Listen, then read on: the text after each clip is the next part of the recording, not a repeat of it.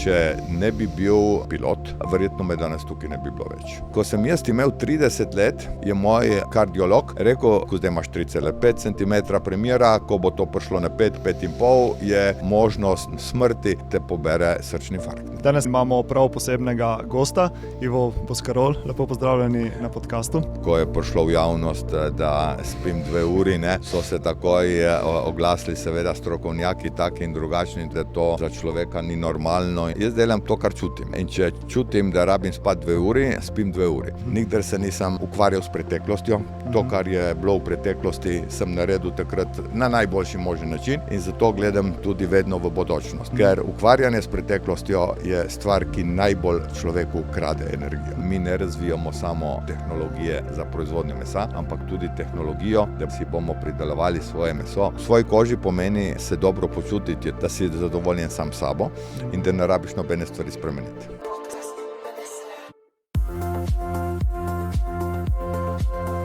Lepo pozdravljeni v novi epizodi podcasta Benesere. Danes se nahajamo tukaj v prelepi Odiseji in imamo prav posebnega gosta, Ivo Boscarol. Lepo pozdravljeni na podcastu. Pozdravljeni tudi vse poslušalke in poslušalci. Tale klima mi je malo bolj seksi glas naredila, ampak upam, da me bojo razumeli. Ni problema, se ne čuti, se ne sliši toliko. Tako da, najprej res ena lepa zahvala, ker ste si vzeli čas. Nekaj časa ste se mogli usklajevati, ampak res cenim vaš čas in sem se ful veselil tega pogovora. In začel bi z eno vprašanjem, se pravi, vi ste prehodili eno tako neverjetno podjetniško pot, od samih začetkov pa do Pipistrela, do številnih nagrad v letalstvu in sedaj vodite oziroma imate delež v 19 podjetjih.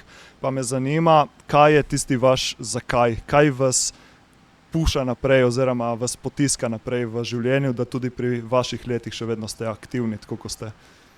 Ne vem, vedno sem rad počel stvari, ki so bile za druge velik izziv. Rad sem počel stvari, ki so mi dajali energijo. Rad sem počel stvari, v katerih sem užival.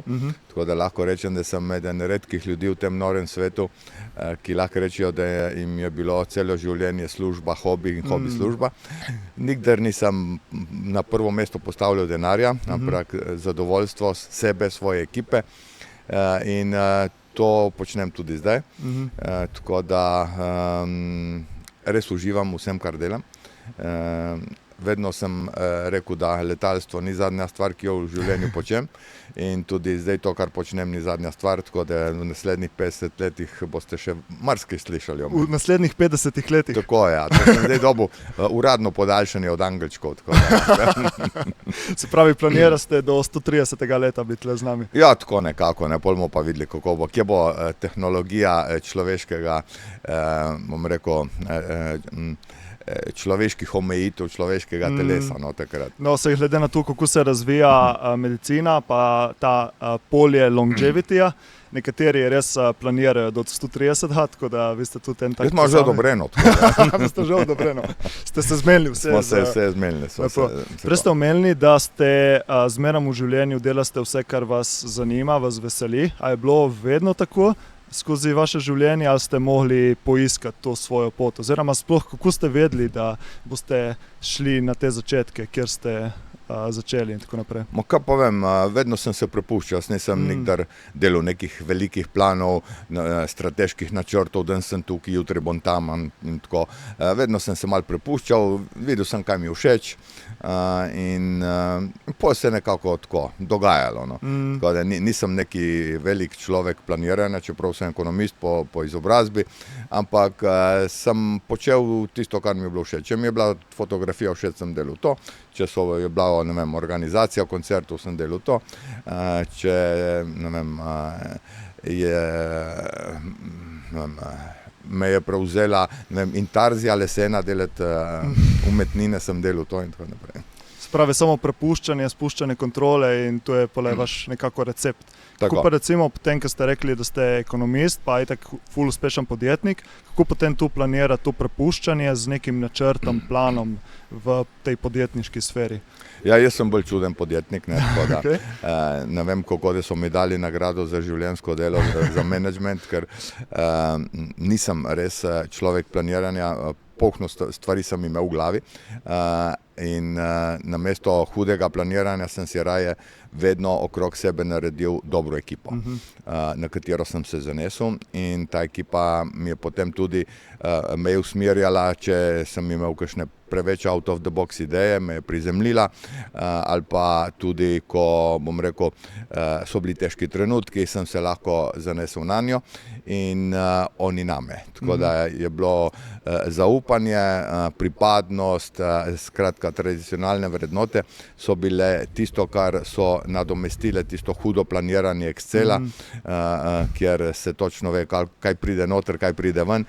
Dostikrat smo bili na robu, seveda hodili smo ves čas po robu, imeli smo veliko sreče, ampak sreča vedno na strani pogumnih, pravijo.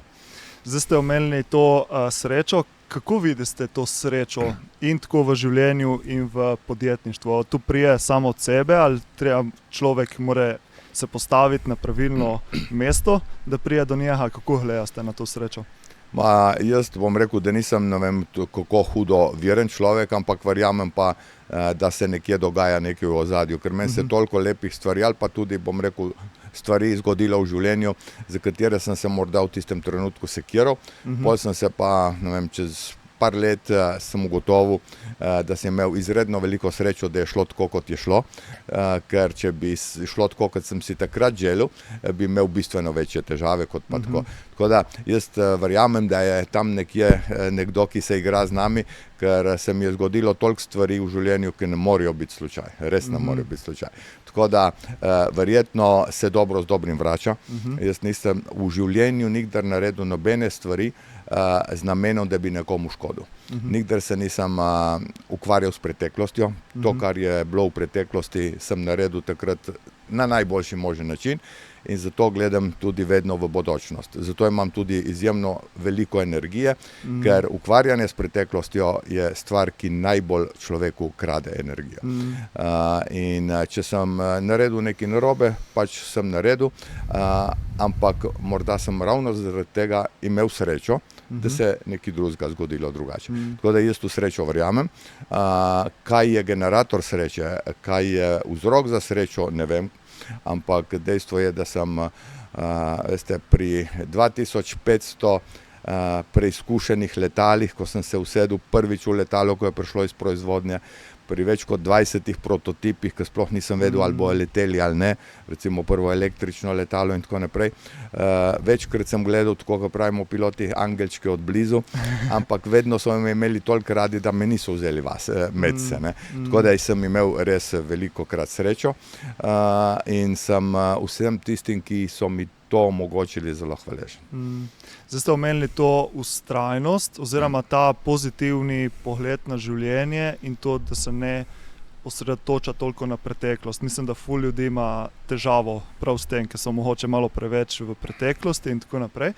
Pa me zanima, vam je bilo to naravno ali ste mogli delati, da ste prišli do takega mišljenja, tega mindseta? Jaz sem bil, odkar se spomnim, sem bil kot avto s prižganimi dolgimi lučmi, gas do konca in me ni brigalo, ali štop luči od zadaj gorijo ali ne. Sem po naravi zelo ognjeno znamenje, prav to najhujši oven. Gledam naprej in dejansko ne grem čez trupla, tako kot pravijo, ne. Sem bom rekel, na tem področju dokaj racionalen, ampak res za nazaj se pa nikdar nisem ukvarjal s tem, kaj sem naredil narobe. Veliko ljudi se mi zdi, da ima težavo z preteklostjo, ker jih preteklost ne pusti na miru. Se pravi, jim prova nekaj povedati iz preteklosti in ker ne predelajo, potem se jim ponovno vrača. Pred leti sem slišal na tako zanimivo misel, da če se ti preteklost vedno znova vrača, jo moraš posvetiti malo pozornosti, predelati in potem jo spustiti. Imate podoben pogled na te stvari ali samo ne jo tikati, pač tam je in to? Jaz jo pustim tam, jaz se ne ukvarjam, da bi jo predelal. Preteklosti ne moreš predelati. Ne, lahko se z njo ukvarjaš, ampak spremenil jo ne boš. Kakšna je pa razlika? Lahko spremeniš tvoje mišljenje do nje, ne? Ampak spremeniti jo pa ne moreš. Kakšna je pa razlika za vas to predelovanje preteklosti in samo pogled na preteklost? če veste, kaj mislim povedati, ker so dve različni. Ja, vem, mislim, lahko bi dejansko analiziral stvari za nazaj, pa tako naprej, ampak to vse krade čas in energijo za naprej. A vam je to, da ste bili, ki ste omenili prej, dolge luči naprej, če ste bili preveč v prihodnosti, a vam je to povzročalo kakšne težave? To mi pa celo življenje povzroča težave, ja, ker sem se zgodovino učil prevečkrat naprej. Veste, zelo krasno je biti, ne vem, usmerjen naprej, ne, inovator in tako naprej, ampak ni pa enostavno od tega živeti, ne. Ker ljudje rabijo čas, da pri sebi sprejmejo nekaj, kar jim ni poznano, v kar ne verjamejo in tako naprej. Ne. Tako da, če lahko rečem, da je bilo bistveno lažje 20 let razvijati in potem pride do električnega letala, kot pa nekaj let spreminjati mišljenje ljudi, zato, da so ga sprejeli, da je to sploh možno. Ne.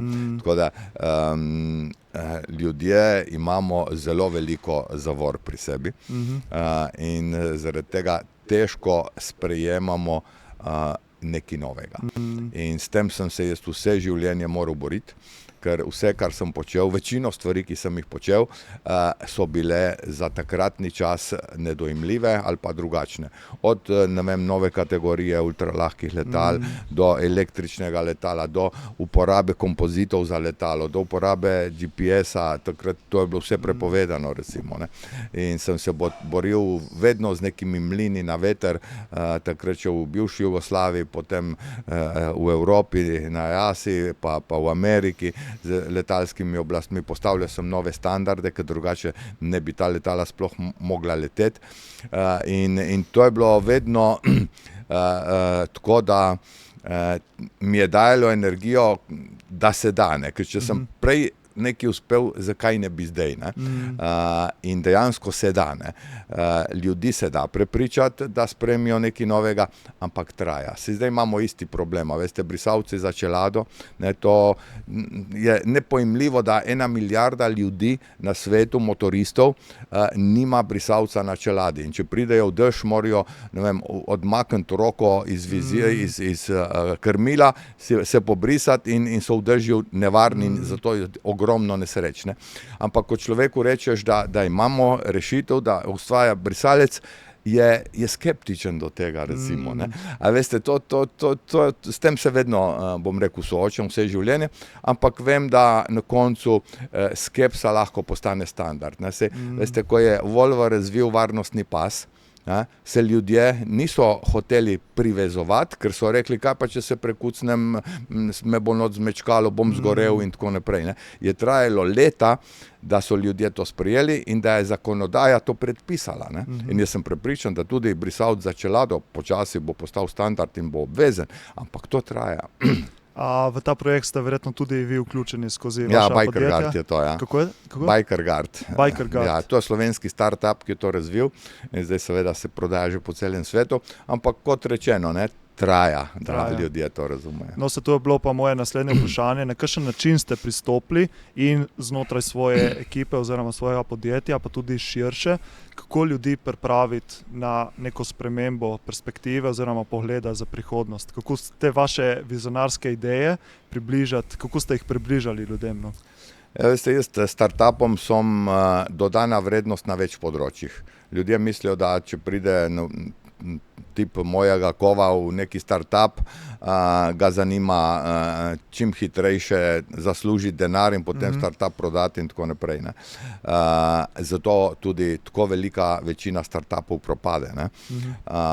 Jaz vsa podjetja, ki vstopim, grem zaradi tega, ker ali me je prepričala ekipa, ali me je prepričal produkt, ali pa vidim velik potencial in izziv. Če jaz vidim izziv, pol ni problem, ali bomo rabili 3 leta, ali pa 5, ali pa 10, da bomo na trgu, ampak bomo zmagali, ne. In to je treba prepričati ekipo, ne, s svojimi izkušnjami, ne samo z denarjem. Jaz sem velika dodana vrednost, ker imam 30-35 let podjetniških izkušenj poslovanja s celim svetom. Mi smo prodali 160 držav kot Pipistrel, poznam dobavitelje, poznam različne, bom rekel, kulture, kar je pomembno v poslu, a veste, različne pristope, in jaz sem startupom ta dodana vrednost, da jim tudi rečem, poslušajte, če danes ne gre, jutri bo šlo, bomo naredili zaradi tega, ker v to verjamemo. Ni tisto, pol pa da vržemo puško v koruzo. To prepričanje oziroma ta občutek, ki ga jaz lahko dam startupom, da ne obupajo prehitro ali pa da ne gre v napačno smer, za katero sem jaz recimo že pred leti ugotovil, da je napačna, zakaj bi oni še enkrat energijo, denar in tako naprej rabili. To je potem tisto, kar, bom rekel, tudi ekipe, v katere vstopam, verjamejo, in na koncu se potem dejansko zadeva tako ali drugače postavi tja, kamor se mora postaviti. To se mi zdi, da je tudi tako zelo dobra moralna podpora, ker si predstavljam, recimo, če bi bil jaz nek startupovc in bi vi prišli v sodelovanje k meni, bi čutil še več pritiska, da uspe ta zgodba lih zaradi tega, ker ste taka podjetniška figura oziroma ikona in bi zaradi tega čutil še več prešarja, ampak zdaj, ko ste predstavili to, da podpreste, pa da bo ratalo, pa da ste skupaj, je to tudi neko upanje za tiste vodje startupov in tako naprej. Kako se vam to zdi? Ja, morda pomeni malo eno tako potrditev, da lahko grejo stvari, ki jih ne poznajo, ali pa stvari, ki so, bom rekel, težko izvedljive, lahko grejo naprej, ker pač sem dostikrat v življenju dokazal, da stvari, za katere smo vsi prepričevali, da ne bodo šle oziroma da se ne morajo zgoditi, smo jih potem dosegli. In to je tisto, kar je seveda tudi pri startupih pomembno. Pa tudi tak bav nisem, ko pravijo. Tepem sam zjutraj od 4 do 6. Ja, to pa lahko potrdim, ker tudi, kadar sva se marca prvič dobila na sestanku, sem bil ful nervozen, pa lahko sem vas spoznal, sem videl, ko ste tako sproščena oseba, lahko rekel pozitivna oseba in je tudi meni potem padel ščit dol, tako da to lahko tudi jaz potem potrdim. Ni tako hudo. Tako da, zdaj ste se ustavili malo pri tej motivaciji. To je, se pravi, en način, kako motivirate z upanjem za naprej. Kakšne so še neke strategije, kako motivirati ljudi, da grejo proti svojim potencialom naprej? Veste, danes ne morete zlasti mladega več kupiti s plačo, ker je vsako delovno mesto na dosegu leve tipke na miški, lahko gre kamorkoli hoče. In ko enkrat pride k vam, nastopi šele tista prava težava, kako ga obdržati, da bo pri vas videl motivacijo, da dočaka penzijo. In zaradi tega seveda ni motivacija samo denar, to, kar ljudje mislijo, sploh ne. Danes mladi pričakujejo več, radi delajo v motiviranem okolju, radi s ponosom povejo, kaj počnejo, kje so v službi, radi delijo stvari, za katere morda nekje drugje ne bi mogli. Radi hitro napredujejo, škoda jim je svojega časa metanja skozi okno, radi imajo svoj prosti čas, zato sem jaz že na Pipistrelu prepovedal nadure pred 20 leti. Če se v 8 urah ne naredi tistega, kar je za narediti, potem to ni problem zaposlenega, to je problem vodstva. Tako da, mi smo, bom rekel, delali tak produkt, da če bi bil kakšen delavec nezadovoljen ali pa, bom rekel, z glavo drugje, bi jaz lahko te prvi izgubil glavo, ko sem šel letalo preizkusiti. Veste, Pipistrelu v mojem času ni bila dokazana niti ena tehnična napaka. Nobena nesreča se ni zgodila zaradi napake na letalu, pa jih je 2500 šlo ven. To pomeni, da so ljudje delali s pripadnostjo, z odgovornostjo, in so se zavedali, kaj pomeni, če delajo prav. Da s tem koristijo tudi sebi, svojim družinam, ker mi smo imeli zaposlene cele družine, z otroci in tako naprej, in da so dejansko pol se potrudili, da lahko tam dočakajo penzijo. In to je tisto, kar je motivacija danes lahko. Ta, bom rekel, pojem je zelo širok. Več stvari se more poklopiti, da so ljudje motivirani, zadovoljni in tako naprej. Vsi danes vejo, da denar hitro pride, lahko pa še hitreje gre. Dobra služba, motivacija, zadovoljstvo v kolektivu, pa so drugačne vrednote. Se jih ne da tako prideti, iti in tako naprej, ampak se jih gradi na dolgi rok. Zaupanje, recimo. A veste, jaz nisem nikdar imel najvišje plače v podjetju. Niti, ne vem, če polovica podjetja morda je imela višjo plačo od mene, ampak so si jo tudi zaslužili in je to prav.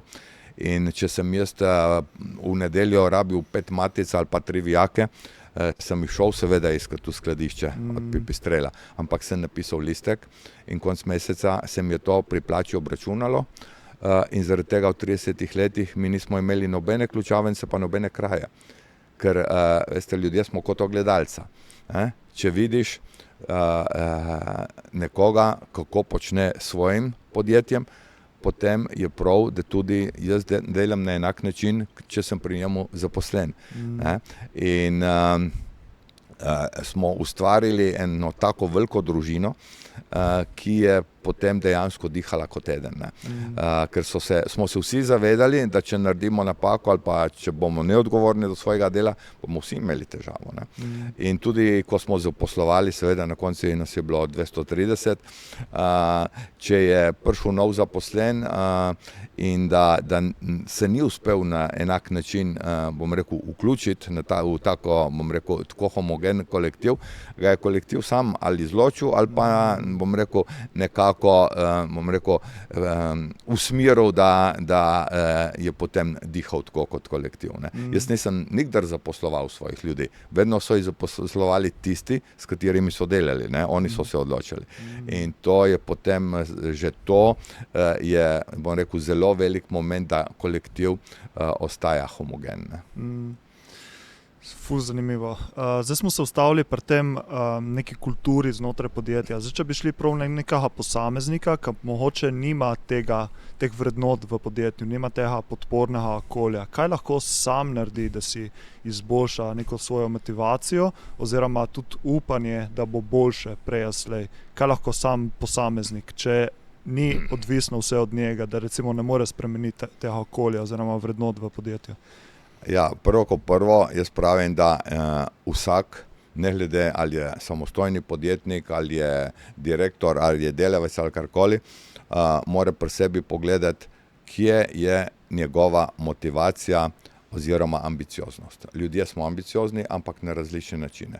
Eden hoče biti prvi, drugemu ni pomembno. Je zadovoljen, da je suport in je lahko zelo dober suport.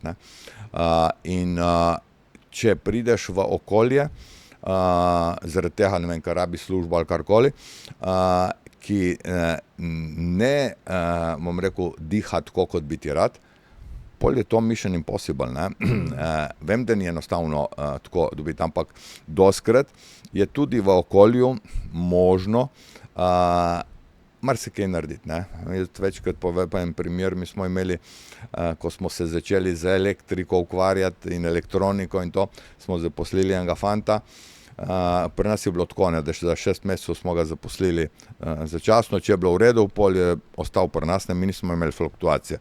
Pipistrel pri 230 ljudeh, ne vem, lahko na prste 2 rok preštejete, koliko je šlo stran. Tako da, ko enkrat ostal, je ostal.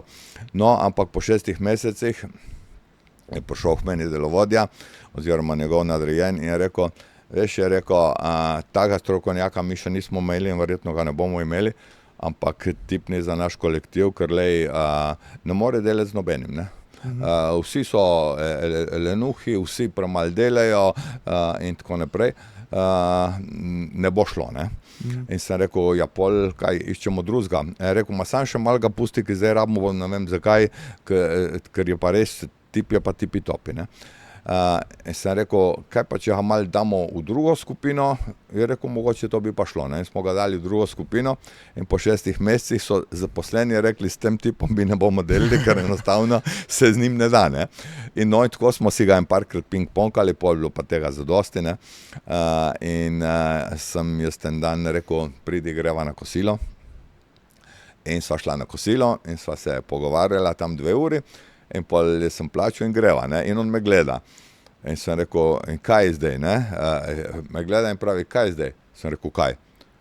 Je rekel, ja, me ne boste odpustil, ne? Ja, zakaj ste me povabil na kosilo, ne? A ja, sem rekel, ne, sem ti pozabil povedati. Od jutri naprej si ti vodja oddelka, ne?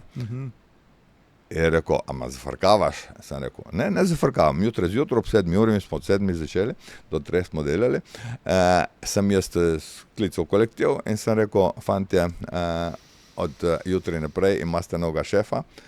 In se cel kolektiv začel buniti. Ne, mi z njim ne bomo delali in tako naprej. Sem rekel, če eden je v 2 letih ne more delati s kolektivom, kolektiv ne more delati z njim in tako naprej kot delavcem, je edina šansa, da je rojen vodja.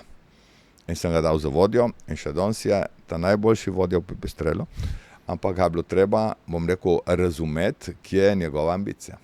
In od takrat naprej je lahko delal z vsemi in vsi so ga spoštovali in super delali, ne. Še danes. Tako da,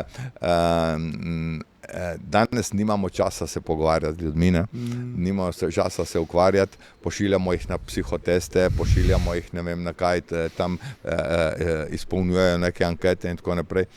Na tak način človeka ne spoznaš, ne. Človeka spoznaš, da delaš nekaj časa z njim in se mu posvetiš. Ampak danes je zelo redko čas za kaj takega, ne. Pa tudi moraš imeti neko sposobnost, da spoznaš ljudi oziroma da jih razumeš. To je pa tudi malo, ali ti je dano, oziroma se moraš naučiti skozi življenje, postati bolj odprt, pa začutiti ljudi. Kako je bilo pri vas? To ste imeli od vedno, ali ste se skozi ta proces naučili bolj zaupati ljudi in pa spoznati ljudi? Jaz sem vedno preveč zaupal ljudem, ne. To je dejstvo, da kakšenkrat sem mogoče bil tudi kaj razočaran na račun tega, ampak ja, dobro se z dobrim vrača, pravim jaz, imel sem tudi, ja, vedno sem imel v ekipi ljudi, ki so znali zbirati nove sodelavce. In to mi je dostikrat pomagalo, tako da pol jaz nisem več, seveda zadnja leta sploh tega delal, ampak tisti, ki so prihajali, so bili pa dobri.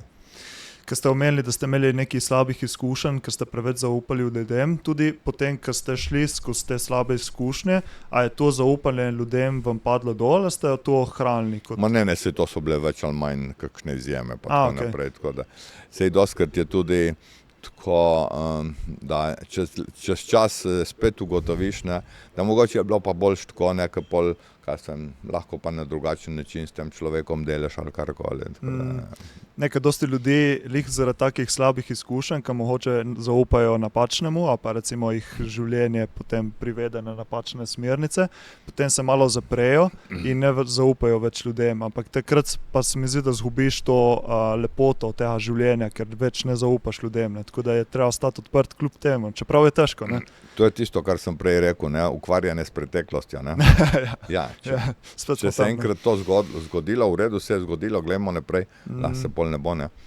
Tako da, če se s tem stalno ukvarjaš, ne, da črni so pa grdi, beli so lepi in zdaj delaš med črnimi, da jim pol hodiš, ne moreš to, ne. Sem dal sam primer, ne, ampak tako. Prej ste v tem primeru vašega zaposlenega, mi je prišlo na misel, da ste nekako zaupali svoji intuiciji. A je to držalo? Ja, intuicijo sem vedno imel zelo visoko postavljeno kot kriterij za marsikaj. Tudi za odločanja, tudi za poslovne odločitve. Vedno sem najbolj zaupal svoji intuiciji. Tako da jaz recimo še zdaj, ko so strokovnjaki taki in drugačni, pogledaš, ne vem, borzni strokovnjaki pravijo, zdaj bo pa to, pa uno, pa tretje, pa tako naprej. Jaz temu nič ne zaupam, svoji intuiciji in zaenkrat moram reči, da imam angelčke, ki me čuvajo. Kako pa prepoznate glas intuicije oziroma ta občutek, da nekaj je pravilno? Ta pot, recimo, da so, ne vem, primer, 2 različni poti, katera je pravilna, kako to občutite? Ne vem, kar začutim. Kar začutite. Ja, se pravim, preveč stvari se mi dogaja, da bi verjel, da so to slučaji. Tako da bi rekel, da me nekaj usmerja. No, tako bom rekel. Ker tudi pri intuiciji me zanimivo, ker so različne vrste intuicije. Nekatere so bolj tako slušne, da nekaj slišiš v sebi, eno je čisti feeling, se pravi čisti občutek, eni vidijo slikce, katera pot je pravilna. Tako da mi je zanimivo, ker zdi se v podjetništvu se premalo poudarja intuicije, ker so v planu predvsem številke. A se strinjate s tem? Tudi pri številkah so intuicije, ne? Jaz ne vem, svoje račune vodkini, januarja, februarja rečem, letos bomo imeli, ne vem, tak pa tak rezultat, ne? In pol ona na koncu reče, ja, kako ste to februarja vedel, ne? Mislim, čutim, ne, dejansko dosto stvari tako čutim in to, jaz rečem, moj nos mi pravi to, ne, tako da moji sodelavci so rekli, če Ivo tu, ali pa čez palc sem rekel doskrat, ne, če Ivo tu palc odrežejo, konc pipistrelom. Super. Bi se zdaj ustavil pri malo vas kot osebi in vidik zdravja, dobrega počutja, dolgoživosti in tako. Zdaj aprila ste dopolnili 70 let. Tako je. Pa me zanima, kaj vas še vedno ohranja tako vitalnega, malo ste že prej omenili, se pravi ta motivacija, dela dobro, pa predvsem projekti, ki vas zanimajo. Kaj je še neka taka vaša skrivnost za to dolgoživost, da ste še vedno v takem dobrem zdravju, pri vitalnosti, pri vaših letih? Saj ne vem, če je to kakšna skrivnost, kaj s tem. Dejansko, če ne pogledaš na osebno izkaznico, ne veš, koliko si star, ne, to je dejstvo. Človek je star toliko, kot se počuti, ne. Najhuje je potem iti, recimo, v kakšno okolje, ne, s svojimi, ne vem, kakšnimi sošolci z osnovne šole, kaj taka, ne, ker rečeš, Madonna, ne, kaj pa delam jaz tukaj, ker se počutiš drugače mogoče, ne, ali pa vidiš drugačno energijo, ampak če se ti vsak dan toliko dogaja, ker meni enostavno pač se mi dogaja, tako da jaz se bom verjetno zelo težko ustavil, ne, ali pa, ne vem, šel v tisto penzijo, ne, ker tak država nima denarja za penzijo, tako da bolj da delam dokler lahko.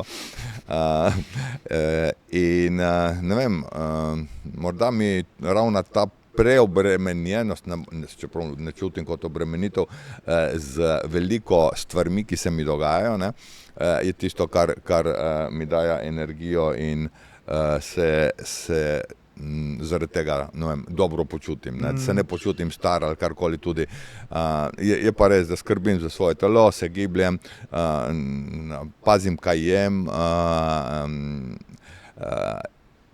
bom rekel, se čuvam, da ohranjam telo tako, kot je, ker telo imamo eno samo, ne, to je dejstvo.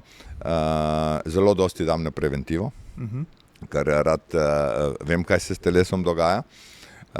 In ne vnašam v telo tistega, kar ni potrebno.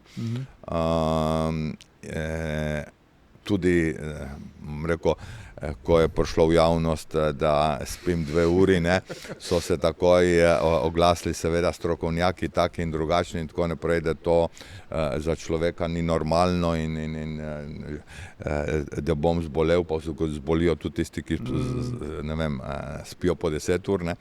Jaz delam to, kar čutim. In če čutim, da rabim spati 2 uri, spim 2 uri. In če čutim, da sem lačen, jem.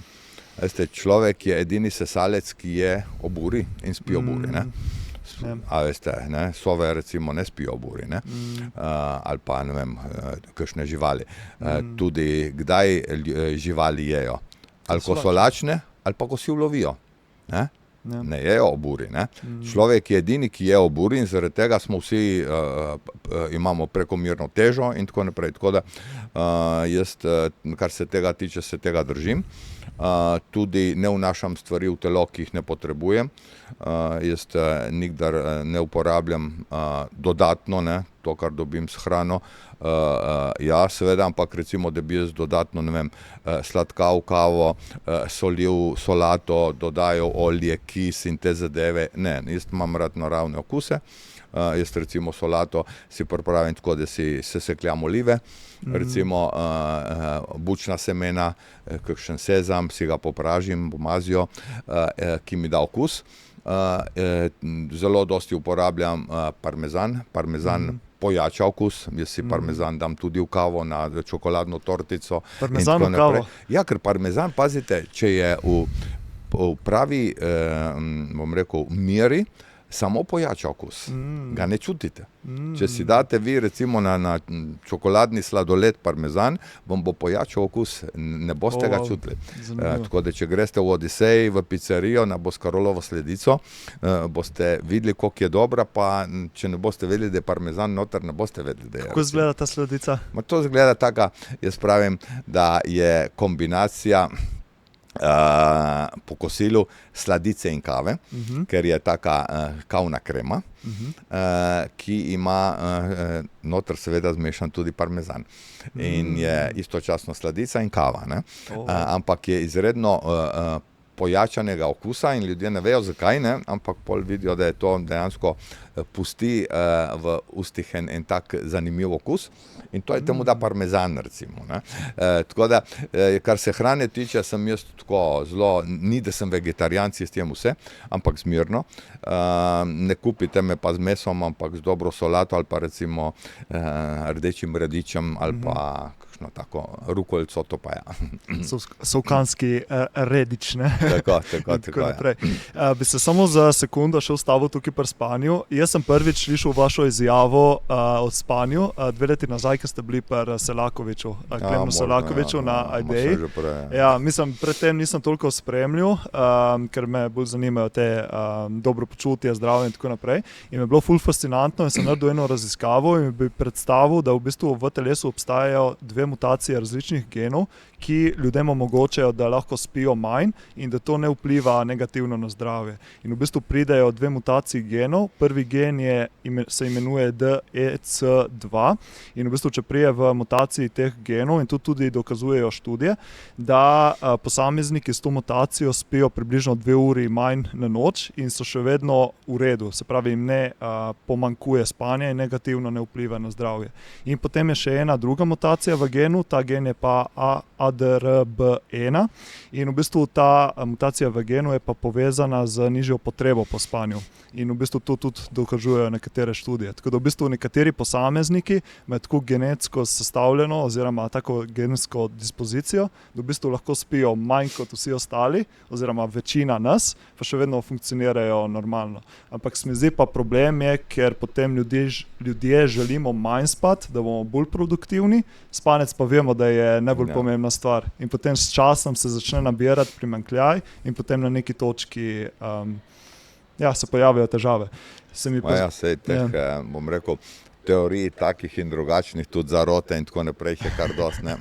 Enkrat sem nekje predaval in je prišla po predavanju k meni ena novinarka in je rekla, a vas lahko nekaj vprašam? Sem rekel, seveda, ma je lahko osebno? Vprašajte, bomo videli. Je rekla, a mi poveste, kakšno krvno skupino imate? Sem rekel, zakaj pa to? Ma je rekla, nekaj me zanima. In jaz rečem, BRH negativna. In ženska skoči pol metra v luft in pravi, sem vedela in gre, ne? In se jaz malo to pozabil. No, in nekaj se spomnim in grem seveda takoj, ne, googlat. In je tako, ne, že to prve, takoj sem dobil, ne, mislim, kao teorije zarote oziroma, da je splošno kao znano, ne, da je krvna skupina BRH negativna, najredkejša, ne, na svetu in jo ima, ne vem, na ne vem koliko milijon ali nekaj daga ali koliko je, in da smo to direktni potomci vesoljcev, tako da sem rekel, zdaj mi vse jasno, zakaj ne spim, evo. Tako da takih teorij zarote je polno. Ja. Ne, pač tako kot neka zanimivost. Ne pravim, da je karkoli povezano z vami, ampak očitno nekateri posamezniki lahko si to privoščite. Večina nas smrtnikov je pa tam 7 do 8 ur spanja. Problem pa, ker ste tudi omenili se pa prej. je Leonardo da Vinci, se ima isti dan rojstni dan. Ne? Na isti dan imate rojstni dan. Ja, Resno? on je tudi spal, je samo 2 uri. Ne? Zanimivo. Tako da nekaj je na tem. Se mi zdi pa težava, ker ste prav omenili, da ljudje ne poslušamo svojih teles, svojih občutkov, oziroma jih ne moremo, ker smo tako ukorporirani v sistem družbe. Se pravi, družba narekuje, služba je takrat, spati je treba takrat, malco imaš takrat, obroke imaš takrat in potem takrat se mi zdi, da začnemo zgubljati to povezanost s telesom. Ja, dejansko vnašamo tudi v telo stvari, ki jih ne potrebujemo, ne? Ali preveč hrane, ali pa tudi preveč spanca lahko, ne? Ali pa še kaj drugega preveč. Ne? In to se nabira potem počasi v telesu. Ne? Tako da jaz sem prepričan, da največja škoda, ki si jo naša civilizacija naredila, je to, da je skozi leta pripeljala človeka do tega, da ne je, ko si ulovi ali pa ko potrebuje, ampak 3-krat na dan ali pa nekateri, bom rekel, nekateri narodi celo večkrat na dan, ne? Nekateri samo 2-krat in tako naprej, ampak ob uri in to ni v redu. Ne? Jaz mislim, da ni v redu, rečem, da sem te najbolj pameten človek na svetu, pri meni vem, da to funkcionira, da lahko lepše ohranjam, bom rekel, svoje počutje, ampak še vedno pri, bom rekel, zahodnem ali pa takem načinu življenja, kot ga imam jaz, je dostikrat težko reči ne, ker so in poslovne večerje in tako naprej. Zato pa grem enkrat na leto, jaz si vzamem 40 dni, da dejansko takrat postim, pa se, bom rekel, ščistim in mi to zelo pomaga. Ne. No, to je tudi ena tematika, ki sem hotel predebatirati danes, ker marca, ko sva se spoznala, ste bili med tem 40-dnevnim postom. Dajte nam malo predstaviti, kako je to potekalo, pa kakšne učinke ste videli, tako na zdravje, počutje in tako naprej. Mislim, to vsaj pri meni, seveda je lahko drugje, v drugem organizmu drugače. Jaz, ko sem na postu, jaz imam nekajkrat več energije, kot jo imam navadno. Ker, veste, telo tudi za procesiranje hrane potrebuje energijo. Točno to. In če manj ješ, oziroma če ne ješ, je tista energija, ki jo imaš, lahko na voljo za kaj drugega. Veste, jaz sem v Tibetu videl, kako tam menihi z eno skodelco ali pa z eno pestjo riža delajo ves dan, nosijo kamne in tako naprej, ne, gradijo. Ne. Ampak polk si tam med njimi, vidiš, da oni grejo na veliko potrebo enkrat na teden. Ne.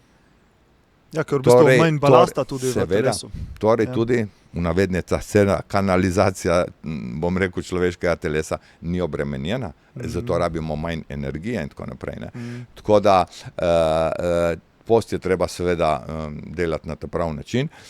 Morda prva 2-3 dni je treba tudi, bom rekel, ali pa več, je treba malo paziti, kako se tudi zmanjšuje hrana in predvsem potem, kako se gre spet na normalno hrano, to je bolj pomembno. Ampak potem, bom rekel, živeti od čiste juhe in čaja 40 dni ni noben problem. Se pravi, vi ste v teh 40 dnevih samo voda, juha, čaj. Tako. Kakšna juha pa je bila, če lahko vprašam? Čista juha, goveja. Goveja. Ja, tudi, ja, tako. In vam povem, jaz recimo grem 2-krat na teden, 3-krat na teden hoditi tam iz Ajdovščine, praktično živim v parku, če lahko temu tako rečem. Ajdovščina je okrožena zelenjem, hribi so takoj nad mestom in tako naprej. Jaz sem v tistem času, ne vem, lahko grem 3-kratno razdaljo, ne. Zelo pospešeno ali karkoli. Tako da, pa tudi tako možgani delijo drugače, ne. Ampak je pa to seveda nemogoče, bom rekel, živeti na tak način, ne, to je lahko en čas. Pa tudi, veste, kaj je zanimivo, da to, jaz imam navadno tistih 90 do 95 kg, odvisno kako imam, ampak nikdar nisem izgubil več kot 4-5 kg. Ne. To se pravi, 5% telesne teže človek izgubim, potem se to ustavi. Sploh ni to, da bi rekel, da človek shira. Ne, to se pol ustavi. Na eni meji se to ustavi, ker telo dejansko zbalansira potrebo po energiji. Ja, pa tudi med postom se začnejo tvoriti ketoni, ketonska telesca iz maščob in v bistvu ketoni so tudi zaščitni za mišice, se pravi, da se ohranja mišična masa, hkrati so pa ketoni tudi super energija za možgane in zaradi tega imamo toliko energije, ki manj jemo. Ne. In tudi, ko ste preomenili skozi zgodovino, jaz sem se ukvarjal tudi z raziskovanjem zgodovine in v bistvu do sredine po drugi svetovni vojni se je začelo presežek hrane. Do takrat ni bilo nikoli v zgodovini človeštva presežek hrane. In je presežek hrane zamenjal pomanjkanje hrane. In kar naenkrat je bilo hrane več kot preveč in so ljudje smo začeli stalno jesti. Predtem je bil pa post nekaj normalnega, ne? Ker pač niso imeli časa, niti hrane niso imeli. Ne? Ampak veste, to obdobje, ki ga omenjate, je čas tudi največjih, bom rekel, tehničnih, če lahko temu rečem tako, dosežkov marketinga. Ne? Jaz sem ekonomist, tudi marketing sem študiral, takrat so me učili že takrat, kaj pomeni marketing in je še vedno, ko predavam ali pa ko se srečujem zdaj, bom rekel, startupi, ki imajo odlične produkte, ne, nimajo pa znanja prodaje, ker vi imate najboljši produkt, ali imate lahko polna skladišča in če nobeden ne ve za to, boste propadli.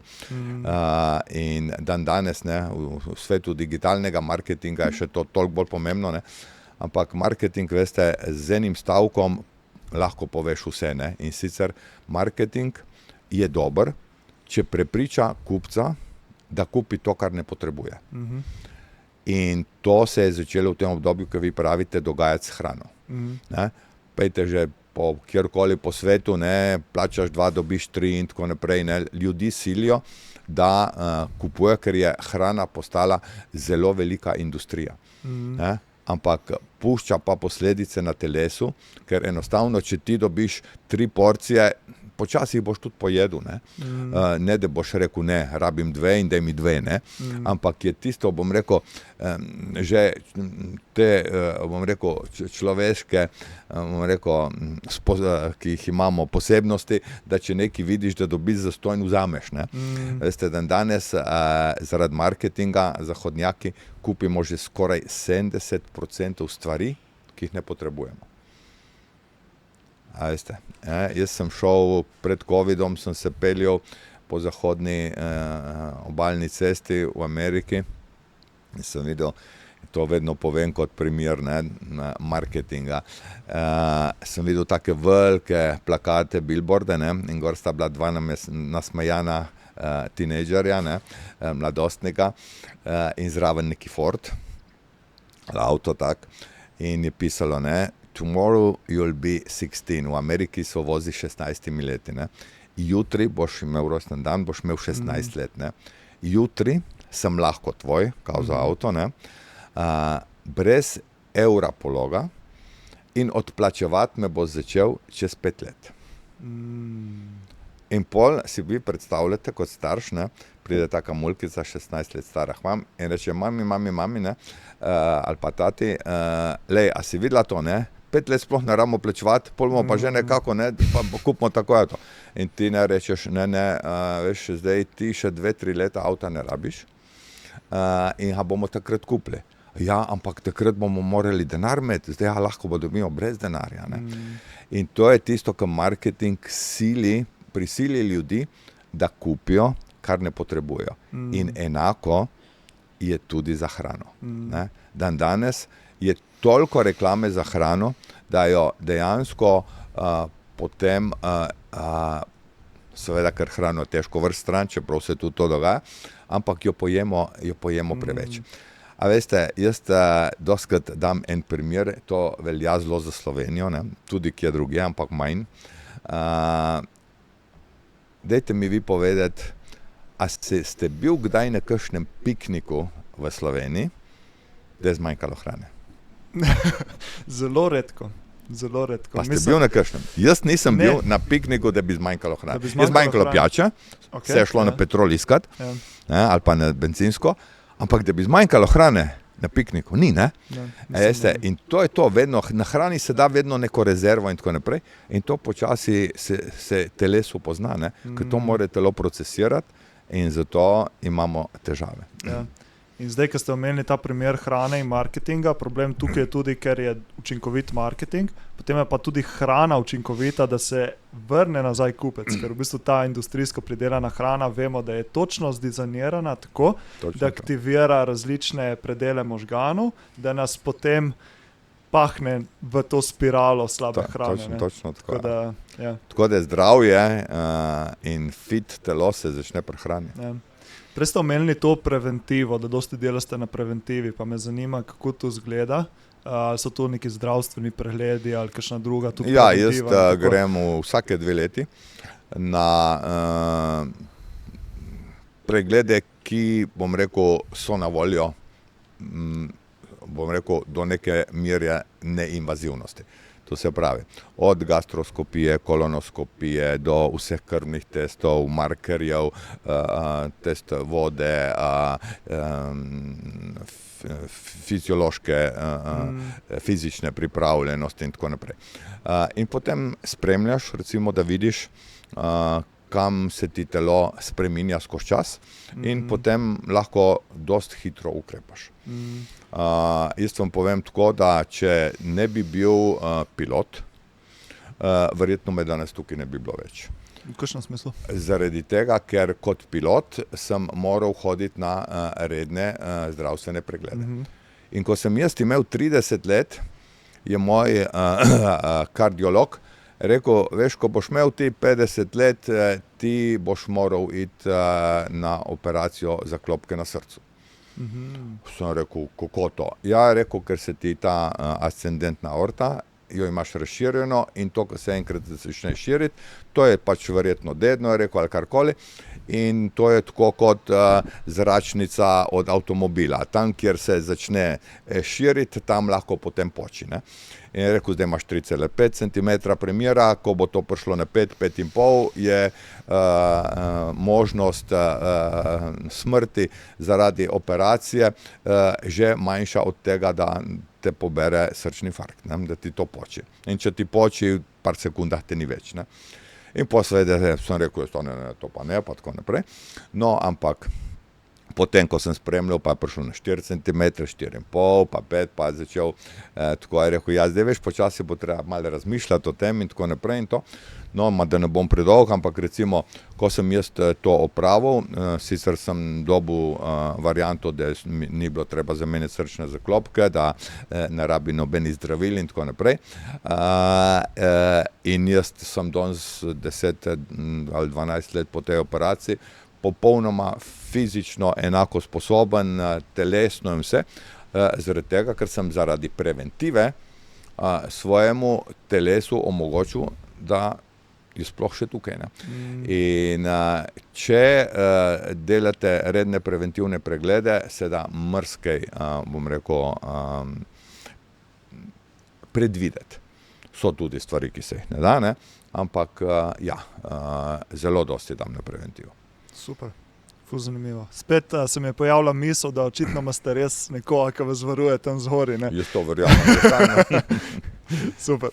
Bi šel še malo v prihodnost, povezano z zdravjem, bivanjem in tako naprej. Se pravi, imate tudi, sodelujete v podjetju Tekformit, ki izdeluje industrijsko oziroma bo proizvedlo oziroma delate na temu industrijsko proizvedeno meso. Dajte mi malo predstaviti več od podjetja, pa v kakšni fazi tega ste, oziroma zakaj sploh ta ideja po industrijsko pridelanem laboratorijskem mesu, se opravičujem, laboratorijskem mesu. Tako. Ja, jaz neki družb podjetij, ki jih imam, so sicer bolj tehnično usmerjene, ampak me privlačijo tudi stvari, v katerih vidim izziv ali pa ki se mi zdijo, da jih tudi, bom rekel, ljudje, človeštvo potrebujemo, ne. Mogoče bi čisto na kratko rekel, da recimo sem solastnik podjetja, ki je razvilo kontrast tekočino, ki se vbrizga v žilo med preiskavo PET-CT, to je tako kot magnetna resonanca, ne. In na podlagi različnega obarvanja, tako imenovanega rjavega maščevja v telesu, ugotovi, ali vam bo, če imate raka, ali vam bo kemoterapija pomagala ali ne. Dandanes je namreč tako, da kemoterapija za nekatere rake pomaga, za nekatere ne, zato da medicina ali pa zdravniki, konzili ugotovijo, ali vas bo zdravili s kemoterapijo ali ne, vam morajo dati 2-3 doze, kar pomeni seveda izgubo las, vse te stranske učinke in tako naprej, pa tudi veliko, bom rekel, velik strošek, ker vsaka kemoterapija stane, pazite, nekaj 10.000 evrov, ne. In traja to nekaj mesecev, to pa bom rekel, pol uri bom rekel, praktično skoraj neinvazivno preiskavo, zdravniki dobijo informacijo, ali je kemoterapija za vas prava terapija ali ne. In zdaj smo že tako daleč, da so zdaj recimo že klinični testi narejeni in tako naprej. No, to je tisto, kar pravim jaz za širše človeštvo. Če vidim eno tako stvar, jaz sem zraven, ne. Kar se pa tiče... Bi imel eno podvprašanje. To je tudi pri nas ali to se razvija? Kje to razvijaste? Ja, zaradi testiranja in zaradi vsega je startup v Švici. Največ testiranj se je upravljalo v prvi fazi v Franciji. Je pa v Evropi dejansko testiranje na ljudeh bistveno težje kot drugje, pa tudi teh PET-CT-jev nimamo toliko na prebivalca kot, pazite, Kitajska, tako da se več ali manj testirajo zdaj stvari na Kitajskem in da se testira na velikem številu ljudi. Drugo, kar se jaz zavedam, da bo imela ta civilizacija težavo, je proizvodnja hrane. Vse, kar je povezano z rastjo oziroma z rastlinami. Sami ugotavljamo in vidimo tudi v Sloveniji, kaj se dogaja. Toča je vsako leto bolj velika, bolj pogosta, poplave so bistveno intenzivnejše. Zakaj? Zaradi tega, ker se planet segreva in je vsak dan več vlage v zraku, ker ljudje morda to napačno razumejo, ampak topel zrak lahko prevzame vase več vlage kot hladen zrak. Mi vidimo meglo pozimi, ja, zaradi tega, ker se izloča, ne, ker je mrzel zrak, ampak topel zrak prevzema bistveno več vlage in če je več vlage, potem so pojavi v atmosferi močnejši. Jači, kratkotrajnejši, ampak izredno močni. In ta trend se sedaj zelo povečuje. Vidite povsod po svetu, poplave vsak dan, toče in tako naprej, ne. No, in zaradi tega bomo imeli težavo z pridelavo krme, ne samo hrane, ampak tudi krme za živali. A veste, v Sloveniji je to težko ljudem povedati, ker pogleda skozi okno in vidi 70% države pokrite z zelenjem.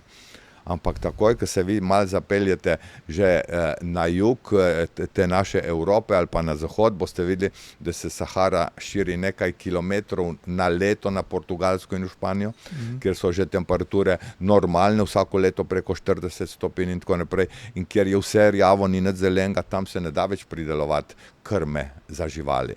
Ne? Da ne govorim o Bližnjem vzhodu, Daljnem vzhodu, da ne govorim o tudi že predelih Avstralije in Južne Amerike. In če ne bo krme, potem tudi mesa ne bo. Ne? In iz tega izhaja, bom rekel, moja predpostavka, da bo treba nekaj narediti za prehraniti človeštvo. To ne bo pokop kmetov, ne, oziroma mesne pridelave. To bo alternativa temu. Danes seveda so postopki še dragi in je to dražje, ampak jutri ko bo težje pridelati hrano, ko bo zaradi tega hrana postala dražja, že danes je ekološka hrana dražja od bom rekel, drugače pridelane hrane, ne. Takrat si bojo samo premožni ljudje lahko privoščili naravno meso, ki je zraslo na kravi in ne v laboratoriju. Boste videli, da bo prišlo do tega. Jaz se večkrat, ko sem rekel, učim zgodovino preveč naprej in govorim bogokletne stvari za večino ljudi, pol, ko pa pride do tega, so pa itak vsi pametni.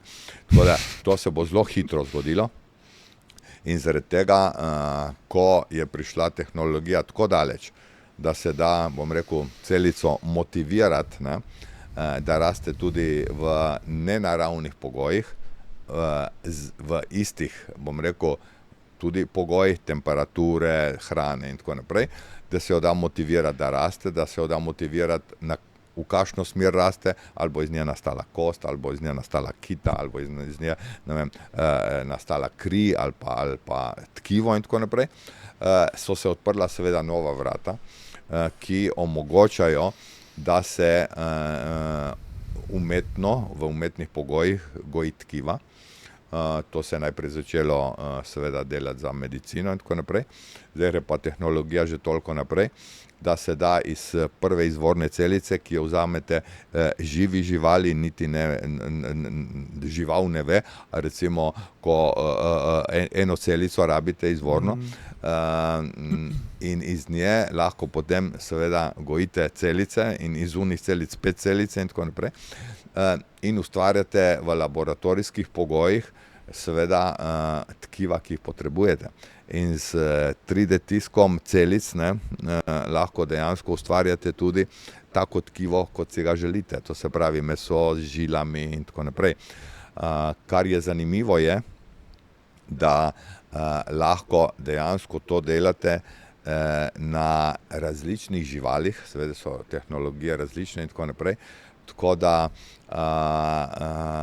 je danes, ker je tehnologija še, bom rekel, draga,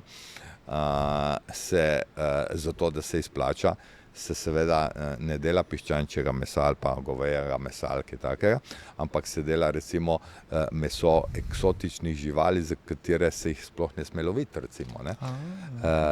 No, se na fugu riba, recimo, ali pa kakšne, ne vem, eksotične kače ali kaj takega, ne. Lahko vi vzgojite meso v laboratoriju, ki je tako in brez da posegate v naravo. Ampak največji, bom rekel, doprinosi te tehnologije so na drugih področjih. Prvo ko prvo, veste, zaradi intenzivne reje, recimo en piščanec, ne, ki navadno, bom rekel, v prosti reji je rastel, ali pa da postal kokoš, ne, je rastel, ne vem, 7, 8, 9 mesecev, ne. Zaradi te potrebe po hrani se mu danes daja razne te dodatke v hrano, hormone, zato da raste hitreje. Ti hormoni so navadno ženski, ker imajo hitrejšo rast. Zaradi tega se tudi, pazite, populacija spreminja in imamo vedno več moških z obnašanjem žensk. Populacija na svetu se spreminja, ker nekaj teh hormonov ostane v hrani in grejo na človeka. Zaradi tega, ker živali v taki intenzivni reji rastejo hitreje, morajo jesti noč in dan. Zaradi tega, če pogledate, hale s piščanci nimajo oken, so zaprte in so pod lučjo. In če jedo dan in noč, ne spijo. Če ne spijo, postanejo agresivne in se kljuvajo. Zaradi tega morajo dobiti antibiotike, da preživijo in tako naprej. In zato v tistih nekaj mesecih, ki so vedno krajši, dobijo ogromno nekih stvari v telo, ki tudi potem, če preden gre v zakol, zadnjih 10 dni tega ne dobivajo, ostane nekaj v mesu. In to gre v človeško telo in to je problem. In zaradi tega je tudi hrana, če je, bom rekel, kao naravna, je kontaminirana in je problematična. Hrana pridelana v laboratoriju vsega tega nima. ker nima potrebe, ker raste v idealnih pogojih za rast celice. Zaradi tega je, bom rekel, tudi hitreje pokvarljiva, ker ne dobiva vseh tistih aditivov, da meso bom rekel, ne zgnije oziroma propada. Ne? Zaradi tega mora biti tudi proizvodnja tega mesa bliže končnemu kupcu. In zaradi tega tudi mi ne razvijamo samo, bom rekel, tehnologije za proizvodnjo mesa, ampak tudi tehnologijo, da bo ta, bom rekel, hardware, ta stroj, če lahko tako rečemo, ne, bioreaktor, da bo vedno manjši, vedno bolj, bom rekel, ljudem prijazen in da na koncu končni cilj bo to, da tako kot imamo v kuhinji pomivalni stroj, pralni stroj, bomo imeli zraven še bioreaktorček in si bomo pridelovali svoje meso. To je možno, a seveda, ne. In to je potem končni cilj, ne. Da boš imel naravno meso, ki si ga lahko pridelaš v umetnih pogojih, ne, doma. Tako da to pomeni neodvisnost tudi od, bom rekel, zlasti v državah, kjer nimajo več proizvodnje mesa, ne.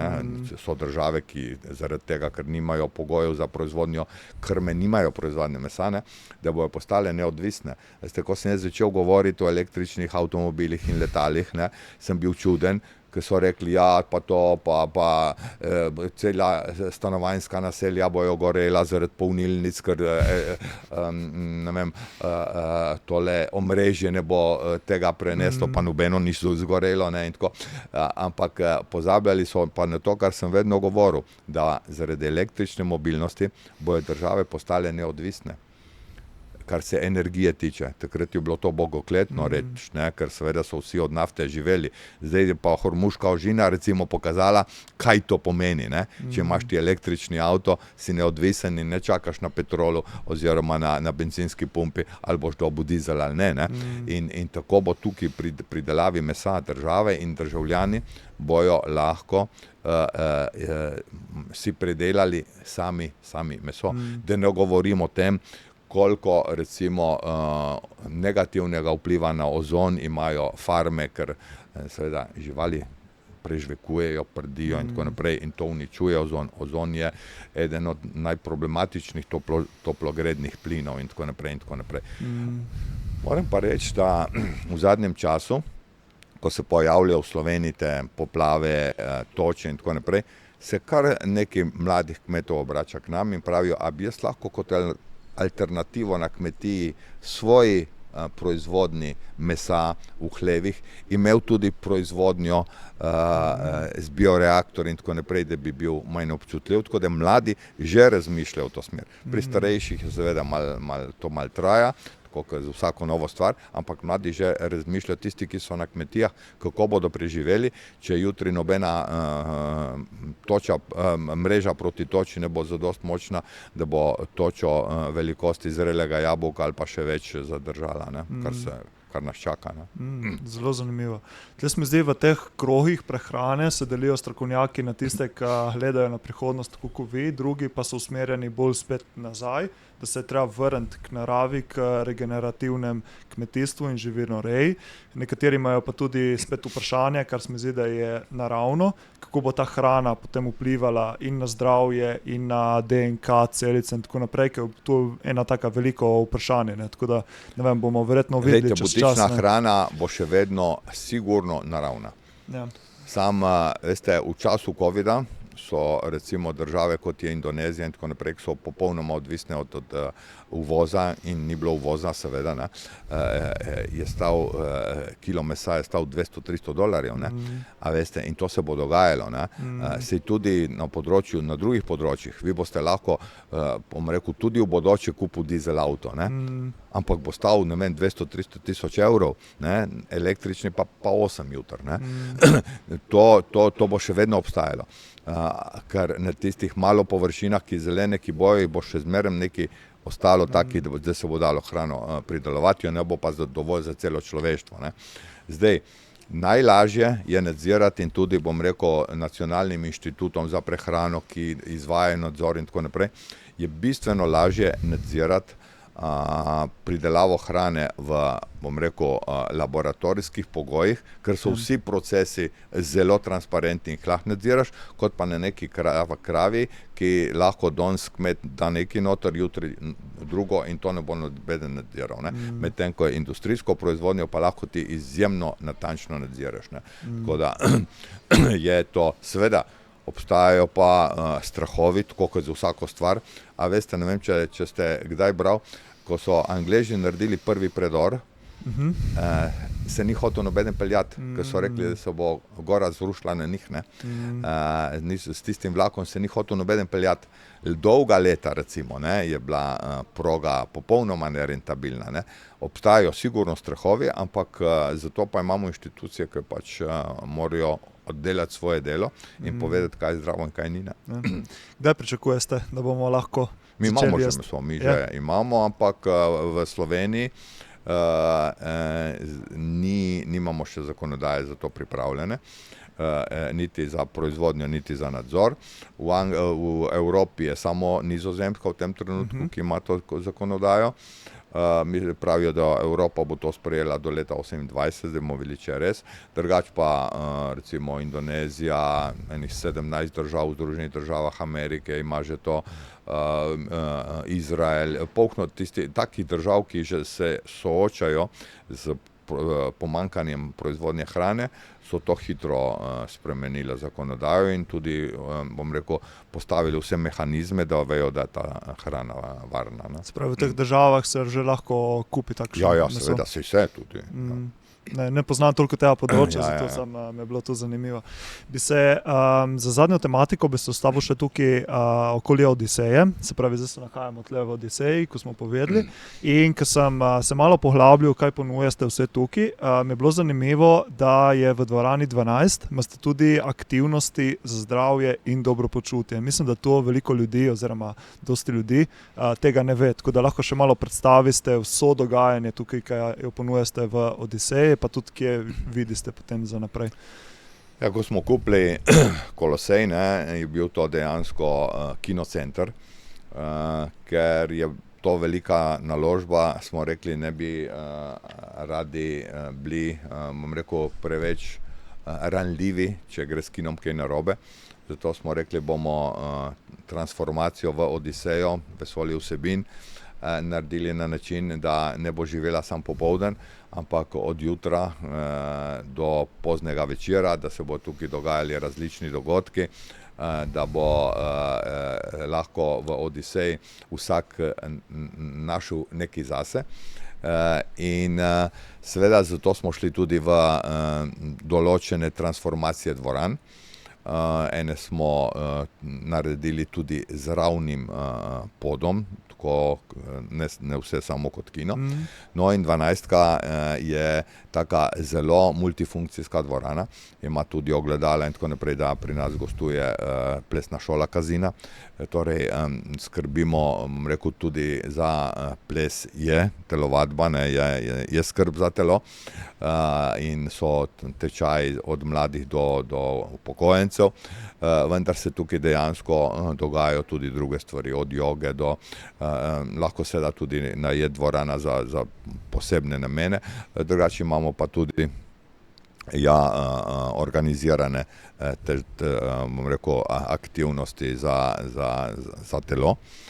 Mislim, da bomo zdaj še kakšno tako aktivnost dodali, ker danes človek potrebuje veliko stvari, med njimi tudi zabavo oziroma za prosti čas in vse več seveda tudi za svoje telo, ki se premalo giblje, tako da bomo šli tudi v to smer še bolj. Ja, tukaj sem videl, se mi zdela res taka zanimiva stvar, zanimiv popestritev programa in ponudbe, da je malo zabave, nekaj itak, kjer pride skozi kino, pa razne koncerte, kar imate tu, in še nekaj za aktivnosti za telo, tako da ful fajn. Evo, zdaj gremo pa še na zaključna vprašanja, pa najprej me zanima, kaj za vas pomeni dobro počutje. To, da se v svoji koži počutiš tako, da se ne rabiš sekirati, kaj imajo drugi ljudje več od tebe. Ker če se dobro počutiš v svoji koži, potem si, bom rekel, nobenemu ne rabiš biti zavisten. Veš. Če se pa ne počutiš dobro v svoji koži, imaš lahko 100-metrsko jadrnico in boš šla ena 105 metrov mimo in boš imel težavo svojo psihično. Ne. V svoji koži pomeni se dobro počutiti je to, da si zadovoljen sam s sabo in da ne rabiš nobene stvari spremeniti. Super. Ja, to primerjanje z drugimi mislim, da je kar velik problem in vedno večji problem bo, zaradi socialnih medijev in tako naprej. A veste, zakaj je bil Instagram v bistvu ustvarjen? Oziroma, kako sta ustvarjalca oziroma genija, če mene vprašate, ne, zelo enostavno razmišljala, da bosta naredila tak milijardni posel. Na osnovi česa? Po mojem prav primerjanje, ne? Ne. Ene človeške lastnosti, ki se je reče zavist. Okay. Zakaj potrebuješ ti, da poslikaš to, kar ješ, ali pa to, kar vidiš in tako naprej in daš na splet? Zaradi tega, da vidijo ljudje in so zavistni tebi, kaj ti počneš. A veste, in to pomeni, da če si ti to naredil, potem misliš, da si zadovoljen sam sabo, ker ti imaš to. Ne? Ampak dejstvo je, da ne. Ti imaš tukaj največjo težavo, če to počneš. Ne? In mene sprašuje, zakaj nimaš socialnih omrežij. Torej, tega, ker res nisem nobenemu zavisten. Jaz tega ne rabim. Ne? Ampak to je točno to. Ne? In veste, zavist je človeška, bom rekel, posebnost, oziroma živali jo nimajo, recimo. Ne? To je posebnost te vrste sesalcev, če rečem človeka. Ne? In iz nje izhaja tudi pohno težav, ki jo ta civilizacija ima. Ne? Ja, in tudi, ko nekaj objavljaš, potem dobiš tudi ta, ko se reče, pozitiv loop. Se pravi, dobiš svojo potrditev, da nekaj delaš prav. Ne? Jo ne iščeš pri sebi, ampak jo iščeš pri drugih, ne? Da ti oni rečejo, ja, si ti pa delaš prav. Ne? Hkrati po drugi strani pa ustvarjaš zavist pri drugih, da se počutijo oni še slabše. Tako da to, ja, danes seveda se dela denar na raznih stvareh in področjih, ampak to ni dobra popotnica za dolgo živost te civilizacije. Tako, potem me zanima, če bi lahko izbrali 3 do 5 nasvetov za več dobrega počutja. Recimo, kaj vam pomaga, ali pa recimo, kaj vidite, da ljudje ne počnejo, pa bi mogli več tega početi. Ja, se nekaj sva že omenila, ne? To se pravi živeti po občutkih, ne? To se pravi spati, kolikor potrebuješ, kadar to potrebuješ, jesti, ko potrebuješ in dokolikor potrebuješ. Skrbeti za preventivo, ker preventiva ti lahko marsikaj pove. Druga stvar je pa to, da telo, oziroma pomembno je to, da telo ni edina stvar, ki je pomembna tudi psiha. Ne? To se pravi, v kakšnem okolju živiš, kako si zrihtaš svoj vsak dan, kako bom rekel, dojemaš svoje zadovoljstvo in zadovoljstvo drugih in kako se vključiš v okolje. Ne? To so stvari, ki so zelo pomembne za dobro počutje. Ja, se strinjam. Naslednje vprašanje, če bi lahko dali mlajšemu sebi, recimo gremo na 50 let, če bi lahko dali sebi v tistem času, kakšen nasvet, oziroma če bi lahko sebi kaj takrat rekli? Kaj bi si takrat rekli? Nič ne spremeni. Nič ne spremeni, samo tako naprej. Ja. Super, evo, kratko in jedenato. Potem najboljši nasvet, ki ste ga prejeli v svojem življenju, ali pa mogoče tisti, ki vam je najbolj ostal v spominu? To lahko rečem, da sem slišal od svojih staršev, ki so rekli, da če imaš eno desno roko, boš šel dobro skozi življenje. Ne rabiš imeti dveh. Če imaš pa dve levi, je pa že kozarc težko prijeti in iz njega piti. torej delaj in boš šel, bom rekel, boš lahko šel skozi življenje. Živeti na račun drugih, to, kar postaje danes standard, ni ravno način ali pa vrednota, na kateri način sem bil vzgojen. Tako da mislim, da je delo vsaj toliko pomembno, kot tiste vse stvari, ki so preneštevali.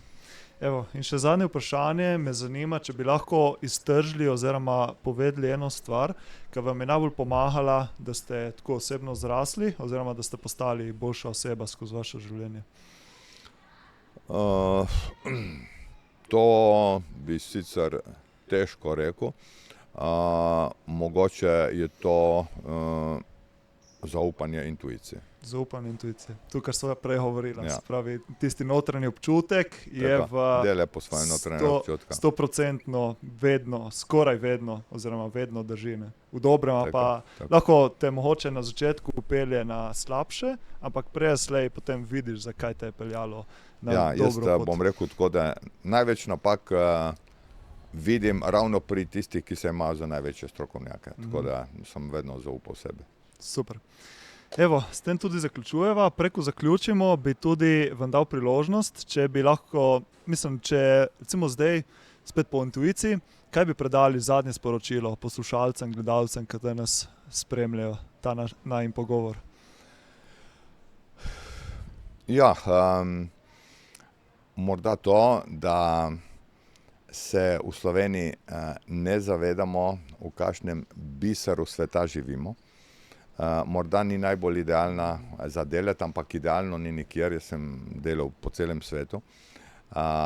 Dajmo se zavedati, da takega standarda in bom rekel države v takem stanju, kar se narave tiče, da lahko vodo piješ povsod, kjer hočeš in tako naprej, in da imaš tak zrak in tako naprej, je zelo redko po svetu. Zato dajmo malo tisti negativizem, ki ga imamo, in tisti pesimizem, dajmo malo pustiti odzadaj in dajmo gledati naprej, ker je toliko stvari, ki jih lahko gledamo z optimizmom, ker bomo s tem največ lahko doprinesli svoji sreči. Super. Ivo Boscarol, najlepša hvala še enkrat za vaš čas danes in super pogovor. Meni je bilo ful zanimivo in verjamem, da bo tudi vsem poslušalcem, gledalcem. Tako da to je to. Hvala vsem za gledanje, poslušanje in se vidimo v prihodnjih epizodah. Hvala. Tako. Okay. Super. Dobro. Odlično.